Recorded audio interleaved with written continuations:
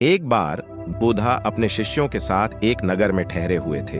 वहां एक बहुत प्रसिद्ध मंदिर था, जहां दूर दूर से लोग अपनी किस्मत बदलने की आस लेकर आते थे।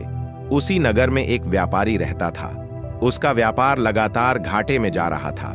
वह रोज मंदिर जाता, घंटों सिर झुकाता और भगवान से प्रार्थना करता, मेरी किस्मत बदल दो, मेरे नुकसान को मुनाफे में बदल दो। दिन बीतते गए, लेकिन उसकी हालत और खराब होती गई। एक दिन वह निराश होकर मंदिर की सीढ़ियों पर बैठ गया और बोला, शायद मेरी किस्मत में कुछ अच्छा लिखा ही नहीं। तभी वहां से गुजरते हुए बुद्ध ने उसकी बात सुनी।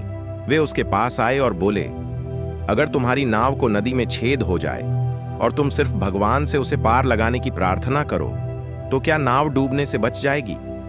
व्यापारी ने कहा, नहीं, मुझे उस छेद को बंद करना पड़ेगा। बुद्ध ने कहा, ठीक, वैसे ही तुम्हारे जीवन में भी कहीं ना कहीं छेद है और तुम उसे ठीक करने की बजाय सिर्फ प्रार्थना कर रहे हो।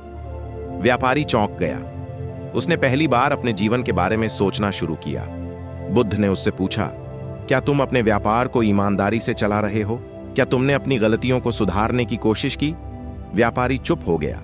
उसे याद आया कि वह कई बार लालच में गलत फैसले ले चुका था और मेहनत से ज्यादा किस्मत पर भरोसा करता था। बुद्ध ने उसे समझाया, किस्मत को दोष देना आसान है, लेकिन अपने कर्मों को सुधारना ही असली साधना है। उस दिन के बाद व्यापारी ने अपनी सोच बदल दी। उसने ईमानदारी से काम करना शुरू किया, गलत आदतों को छोड़ा और हर दिन कुछ नया सीखने लगा।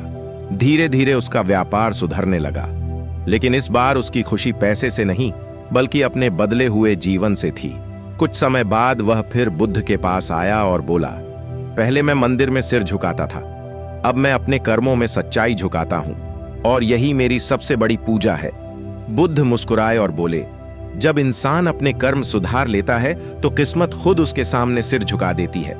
दोस्तों, इसलिए याद रखिए, सिर्फ मंदिरों में झुकने से नहीं, बल्कि खुद को बदलने से जीवन बदलता है। दोस्तों, अगर ये कहानी आपको कुछ सिखा गई हो तो सब्सक्राइब करने ना भूलिए।